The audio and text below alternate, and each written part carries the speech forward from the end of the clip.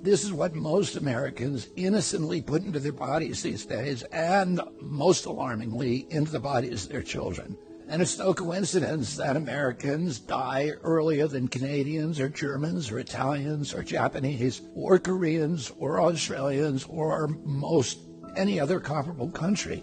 And it wasn't always that way. Until the early 1990s, our life expectancy was the same or better than other developed countries. Then, suddenly, more and more Americans began suffering from chronic diseases, from obesity, cancer, diabetes, kidney disease, Alzheimer's, heart disease, and all kinds of autoimmune diseases. Our maternal mortality rate soared to the highest of any developed country on earth.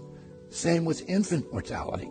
Like the frog in the slowly boiling water, we didn't really notice as we got sicker and sicker. We've grown now to accept chronic disease conditions as normal. But now, in 2024, we're finally waking up to this cataclysm, and we're asking ourselves, how in the world did this happen? Well, a big part of it is our diet. Restaurants that serve contaminated food are fined or shut down. But when it's the government that approves the poisons in our food, a few people get very, very rich, and the toxins end up in every supermarket aisle. Let me show you what I mean. Doritos, Cheez-Its, Cap'n Crunch, gummy bears.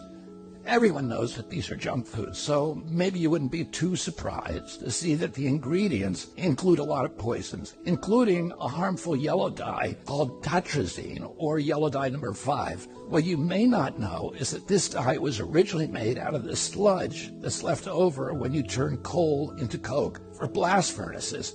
It's called coal tar, and I've actually sued many big industries for legacy contamination of coal tar all around the country because it's so toxic and it's so harmful to the environment and human beings. A century ago, it was just an obnoxious industrial byproduct that everybody was trying to figure out ways to get rid of. One of the ways that they did that was by paving roads. But then a British chemist figured out that the coal tar could be used to derive fabric dye. And if fabric dye, why not food? Food manufacturers began using it to cover up the discoloration of low-quality foods that they wanted to pass off on unsuspecting customers. They didn't know back then that this yellow dye, tartrazine, causes tumors, asthma, developmental delays, neurological damage, ADD, ADHD, hormone disruption, gene damage, anxiety, depression, intestinal injuries. Well, we know it now. We've known this for decades. That's why tartrazine is heavily restricted in other countries. In some countries, foods with tartrazine have a warning label that it may cause ADHD in children. Today, it's made from petroleum, not coal tar. Either way, it's crazy to add this to your kids' favorite foods. It doesn't even change the flavor. This yellow dye isn't just in junk food. It's in the foods that we consider healthy. It's in everyday kids' snacks like popcorn, mac and cheese, fruit snacks. It's in sports drinks like Gatorade and so-called vitamin water. It's even added to chicken broth, to corn, to pickles, to mustard, and to yogurt. And so, of course, our kids get sick.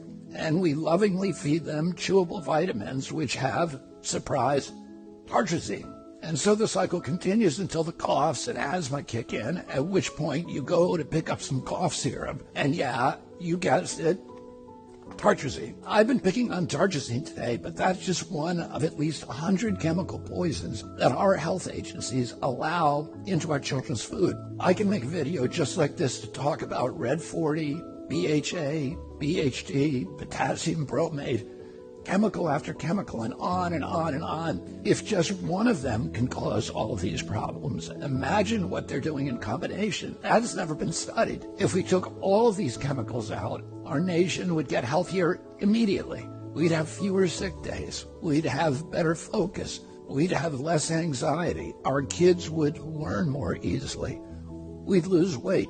We'd have more energy. We'd have fewer tumors and longer lives. It's not all dark. Over the past 16 years, the government has banned 8 chemical additives that cause cancer, genetic damage, asthma, and many of the other health conditions, as tartrazine does. And you know what's interesting? All 8 of those crucial steps forward in our kids' health were taken under President Trump. But the Democrats who claim to be all about health care have stood by watching other countries ban these poisons and make our kids sick, asthmatic, hyperactive, and depressed. They left them on every supermarket shelf in America. They even used your tax money to put them in your kids' school lunch. So their big food and their big ag donors probably gave them all that golden handshake and the big money hug. And their big pharma donors probably called them up and thanked them also, because now they're going to make billions selling Adderall, Prozac, and rescue inhalers. Enough is enough. President Trump and I are going to stop the mass poisoning of American children. Together, we're going to make America healthy again.